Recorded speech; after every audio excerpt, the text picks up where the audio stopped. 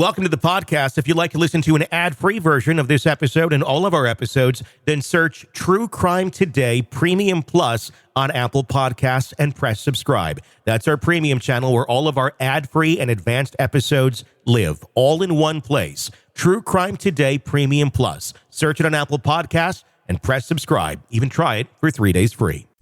Some secrets are kept in the basement, others in the morgue. Welcome to Hidden Killers with Tony Bruschi, featuring defense attorney and host of the podcast, Defense Diaries, Bob Motta. The appeals process for Richard Allen now underway. Give us some insight, Bob, on how this is going to work from here. It's lengthy. And like before I kind of dive into that, I think that the number one concern is going to be are they going to be able to keep Rick Allen alive? Yeah. To survive through the appellate process. There is going to be zero incentive on part of the state to keep him alive. And anybody who knows anything about our prison system knows that convicted child killers and convicted pedophiles are not treated very kindly within the walls of those prisons. So, I mean, he's in peril. He's going to be in absolute peril. So that's the first thing. And then it's going to be a lengthy process. There's going to be some motions filed initially in court after sentencing happens on December 20th. They'll try to get them a new trial. They'll file a motion. The defense team will file a new motion that'll get denied by Gull. And then at that point, you got to start getting the record together. And the record it's a massive undertaking. So they have to transcribe all of the every day of testimony. They got to put everything together, and they've got to create this record that they then ship off to the appellate court and said, here's the case. And it's not just the trial, it's everything pre-trial. Mm-hmm. So all the things that we were always kind of barking about, like what's Gull doing here, those are all part of the appellate record as well. It starts from basically the minute of arrest up through the verdict, and then through that last post-conviction motion that's going to be filed. And then they're going to go through it, and then the briefs will be written first by Allen's appellate attorneys, and then the state will then have their ability to respond. And then at that point, the appellate court will make a decision whether or not, that they find that the confessions are valid. And in my opinion, if they do find that they're valid, it's going to be problematic, because I think that they'll say that the weight of those confessions outweighs any of the other issues where she may have ruled wrong, but it wouldn't have mattered at trial because of the fact that there's all these confessions that we think are valid, that those would have been the thing that sealed this case for any jury. So they would rule everything else as harmless error and not give them another trial. At that point, once that's denied, then you got to go up to the Indiana Supreme Court and have them take the same look at it. You file new briefs. Mm-hmm. And from that point forward, if that gets denied, then you shift it over to the federal system. It's lengthy, man. Yeah, I mean, how long could this all take? If he's to get a new trial, what would you think? Decade, easily. Wow. Take a decade. Yeah. You were talking about he's 54, I believe. Is that correct? So he'd be about 64 then if he survives. We're not talking surviving, a couple months here to get this worked out. We're talking a decade. Yeah. Wow. Yeah. Dude, this is depending on what the direct appeal would that have, like the direct appeal. I mean, maybe a year and a half, 2 years, we'll get a ruling on that. But like I said, like getting to the point where you're getting the briefs done. Yeah. It's in all honesty, probably going to take a year, maybe longer. And then it gets scheduled. I don't know if the appellate court will want argument or if they'll just go on the briefs themselves. But it's just a lengthy process, man. It's like I tell you about it all the time. It's like once you're convicted in this country, it is a Herculean task to undo it. Did the appellate courts ever look at some of the rulings and some of the things that Gull did? Did they ever what the hell was this? Like, why would you make that? I mean, is there ever criticism of any? Does it even matter? Is there any Is there any checks and balances to a judge like Gull where she did make some pretty bizarre rulings that did seem to make a whole lot of sense? But is there any way to check then go, why? Why did you make that? Like, what's your thinking? Or is it just the appellate level? That's it. Like that's where they're going to decide. Be free to continue to do this to other cases over and over and over. And there's nothing that seems to be such a broken system that you can get somebody bad in there, and then there's not really any recourse to stop them. I obviously could not agree more. Yeah. And I appreciate your outrage, man. It's like, I wish there were, and you're not alone in feeling that way. It's like I said, if you kind of take the temperature right now, like online, of what people are feeling about this case, I think a lot of people echo your sentiments, and we should all be afraid. Yeah. Honestly, that's my entire point. I mean, we have to watchdog cases like this. And I honestly cannot remember. And I'm going to pose a question to you. Yeah.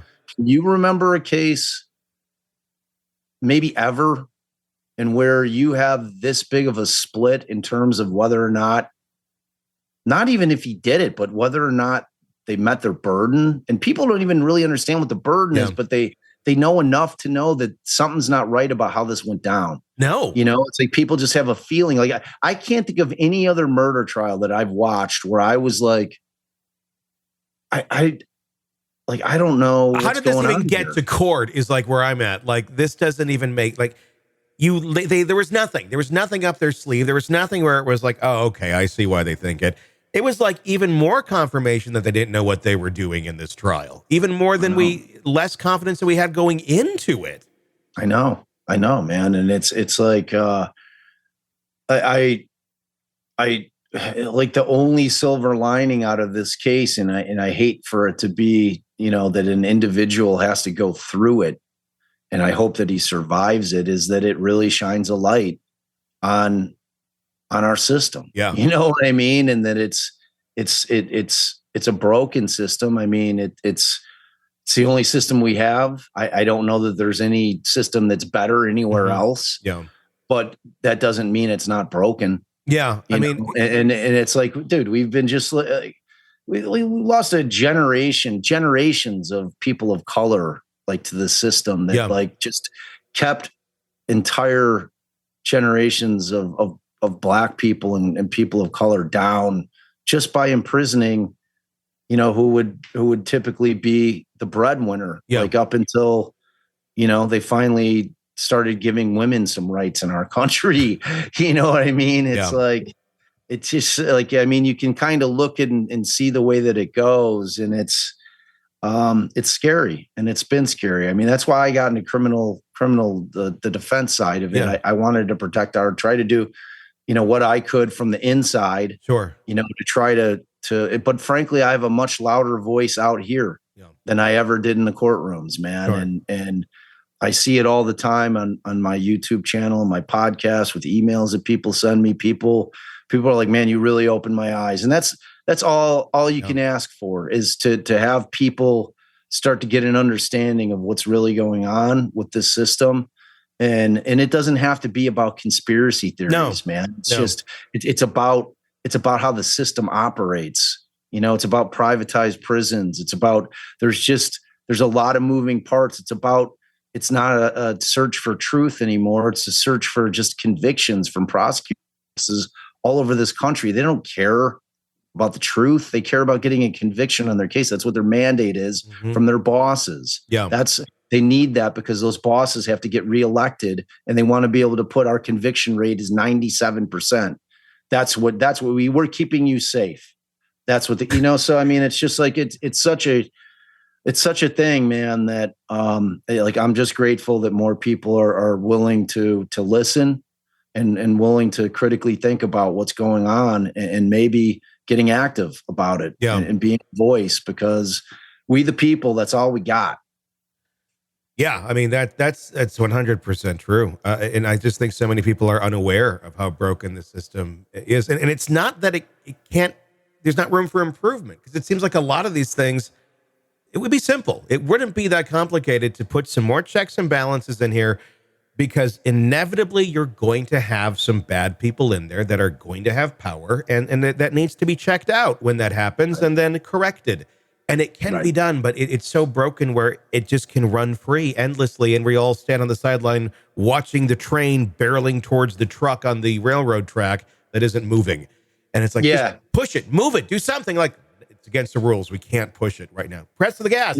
They're not allowed to press the gas. I know. And it's not even like just like bad people or people with ill intent. It's people that are not competent to be doing the jobs that they're doing. That's scarier than anything else, because there's going to be a way more of those than there are people coming in with bad intentions. Yeah. It's like you're going to be dealing with people that should not be in the position they're in, either because they're not qualified to do it, or they're not suited to do it. One of those two things.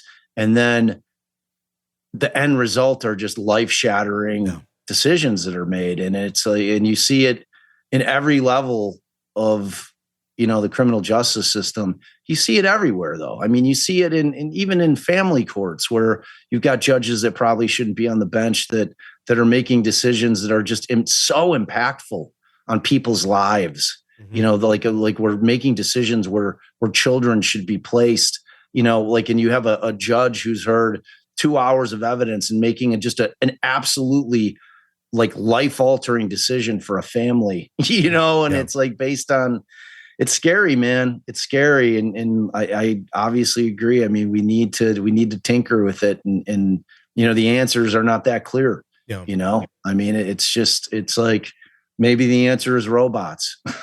maybe AI is the one who takes over the criminal justice system. I've been very curious about that idea. I think it'd be very interesting to run a full trial, everything just through something, and then at the end, let the AI be the juror. See what? Well, because I'd love to see some test samples of it, or the judge.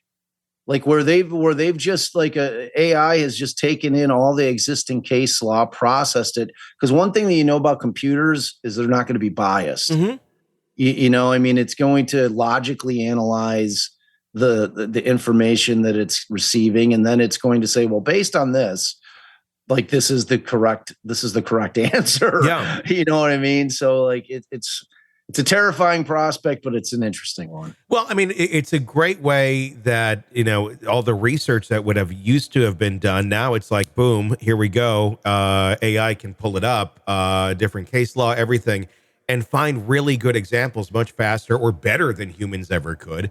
Right. And so, I mean, there's a lot of benefits there. It'll make, just as anything, it's like, does more information make it better? We're in a world where we have access to literally anything we want to know in our pockets. And people seem more misinformed today than ever. I know. Well, because now it's people are allowed to put misinformation out there. Yeah, that's true. Now you have to be able to try to cull through what's real and what's not real, what's true and what's not true, because everybody that puts something out there states it as fact. Yeah.